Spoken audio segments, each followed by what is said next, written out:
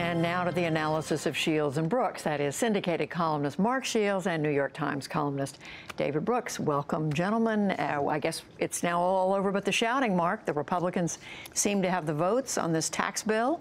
What do you make of it? Well, Judy, the legendary late conservative columnist Robert Novak was an old friend and a constant, frequent debating, said the Republican Party, said seriously and approvingly, the Republican Party was put on earth for one reason, that's to cut taxes. And I think they've lived up to the Novak mandate today. I mean, that's it. I mean, that's all that it's about. I mean, think about this. They cut the corporate tax rate by 46%, all right, to 21% from 35.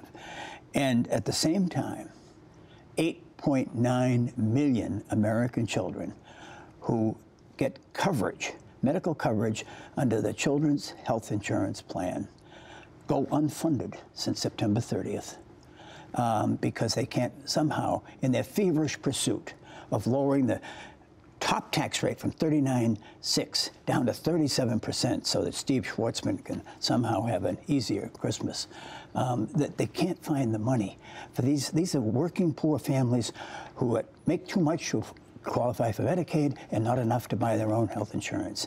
I mean, it is the caricature, the enforcement of the ugliest stereotype of the Republicans as an uncaring party passing a bill that was written by and for the richest and most powerful. David? Dial it back a few notches and you get to my position. But, you know, I'm not against corporate tax cuts. You know, Barack Obama once proposed cutting the corporate tax rate to 28%. So we've got 21%, so 7 percentage points lower. That doesn't strike me as a great moral difference. I think cutting the corporate tax rate, as Sweden, as all these other countries has done, is probably good for the economy and makes us competitive around the world. It follows an international trend of people doing this. But to me, you've got to surround it with other things to help the people that Mark is talking about. And that's what the Republicans didn't do. Cutting the marginal rates, bad idea. They didn't even simplify the rates. And so what strikes me is how irrelevant. I went to work at the Wall Street Journal editorial page in 1986. We've been talking about, Republicans have been talking about tax reform ever since that last tax reform. And all these ideas have been floated around. Some of them are reduce the number of rates, of brackets, make a flat tax. This bill has nothing to do with any of that work. This bill has nothing to do with all the intellectual work that real economists put in, who are Republican, who are conservative, who have a vision of improving incentives. What's big about this is that the Republican Party has become detached from the Republican economic profession. And so they pass a bill that simply is donor maintenance and is about hurting their people and helping our people without an underlying economic philosophy at all. So they took an opportunity to do something pretty good, and they have a few good morsels in there, and they ended up doing something pretty bad that'll hurt the worst and without it helping growth. Well, will they at least help themselves politically, Mark? No, they won't, Judy. I mean, it starts with 25% support in the country and the broadly held perception that it is written by and for the rich. That it's a payoff. And they're comforting themselves, our Republicans, with somehow the secure knowledge that once it passes and people start to see the benefits of it, that they'll feel better about it. I would remind them of 2010, the Affordable Care Act, not in social policy, but in political implication. Once it passed, Democrats were sure that people would feel a lot better about it. And in 2010, of course, the Democrats stuff a stinging rebuke. The Republicans will be on the defensive about this, as well they should be. The corporations that so desperately need this, there's only $2.3 trillion in offshore money they're sitting on right now. And there is no provision at all, no requirement that they hire a single worker, retrain a single worker, expand a plant, or anything of the sort, and it's going to go right back to the shareholders, the stockholders, and buying back stock. So are they taking, David, Republicans taking a risk by what they've done? Yeah, I think so. And I mean, I take the biggest picture. The big issue facing American domestic politics is widening inequality and the collapse of the working class. And so the Obama administration, given this big problem, decided to spend their entire administration talking about the health insurance markets, which is really related to but tangential. The Republicans have decided probably to lose their majority on the corporate tax rates, which really has nothing to do with the central problem. So what's mystifying to me is that the two last administration and the political establishment going on 12 years now is ignoring the big problem and tackling other problems. And so that is going to mean that the inequality in the white working class and every working class that's collapsing, that issue which drove the Trump election is going to be worse and worse and worse, and it'll have effects that we can't predict right now.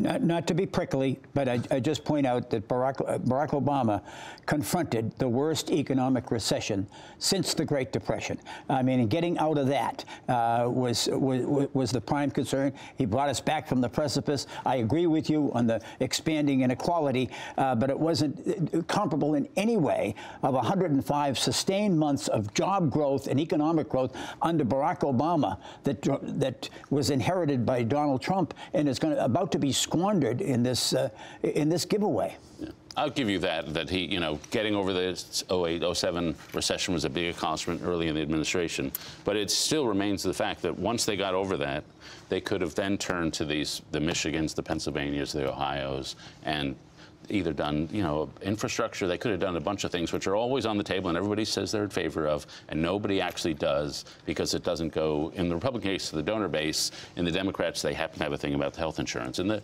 insurance markets, they were right to do that. There was a small thing that they did that helped get a lot more people get insured, but it did not, what it mystifies me is our inability to even frontally address the main problem of the day. You were right, but I just point one little thing, and that is saving the United States automobile industry.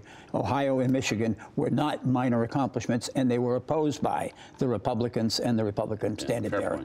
So all this is happening for Republicans. The same week they lost, David, a big a race that everybody was watching, special Senate election in Alabama.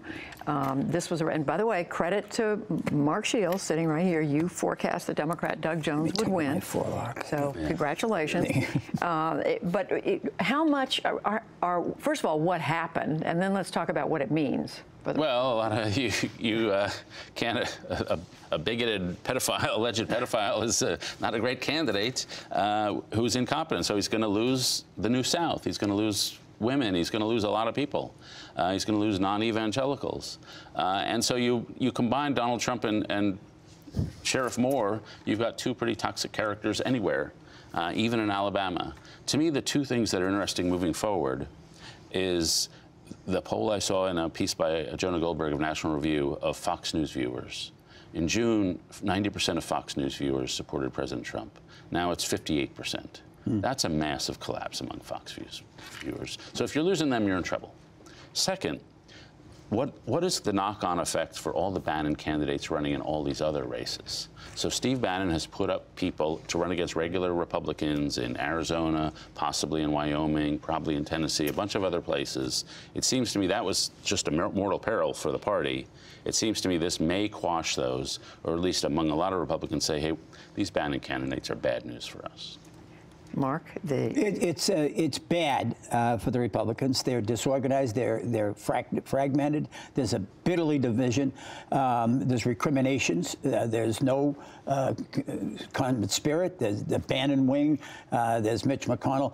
Donald Trump is an albatross of historic dimensions. I would point out the last 4 times control of the Congress has switched from one party to the other was midterm elections, and in each case, Bill Clinton, Barack Obama, George W. Bush, the three most recent, the lowest job rating was that of George W. Bush was at 42%. The other two are at 45% and 46% approval.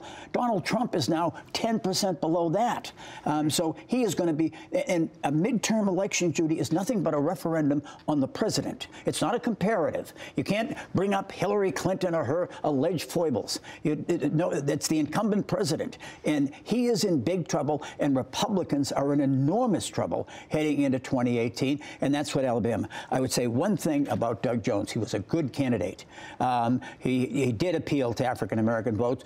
He had credentials. He had bona fides. He'd been the prosecutor of 2 of the Ku Klux Klansmen who had blown up the 16th Street Baptist Church, killing 4 Sunday school girls at Sunday school.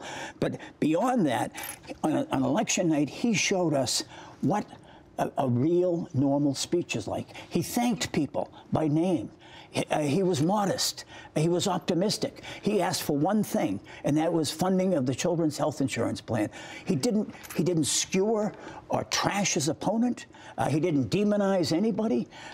It was just a grown-up, normal speech, and it was encouraging. And David, so Republicans are hanging their heads over that right now, but they've got a lot of, going into 2018, the midterm elections next year, Republicans were seen having an advantage because they don't have as many seats to lose in this midterm. But now that Alabama's happened. Yeah, and then what mystifies me is, and this should be a year they could even pick up seats because they've got the battlefield so tilted in their direction, but among the Republicans, just a sense of fatalism.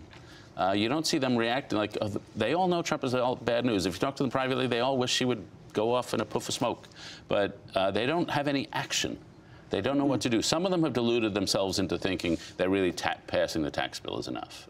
You hear that a lot, that we just need to pass this. I think most of them know that's not really, that's a delusion. But the lack of imagination, the lack of will, it's not only that Trump beats the establishment retreats in his wake, or before he even attacks.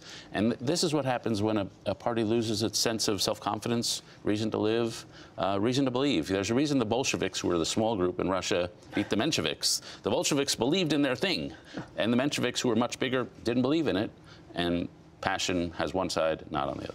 Less than 30 seconds, Mark. Well, the telling figure, if you want cosmically out of Alabama, was Donald Trump was at 48% approval, 48% disapproval. But where the intensity was among those who disapprove of him most seriously, 41% of voters. All the passion, all the intensity, all the organizing, all the small contributions are on the side of those who really don't like Donald Trump, what he's doing, and where the country's going. You heard it here. Mark Shields, David Brooks, thank you both.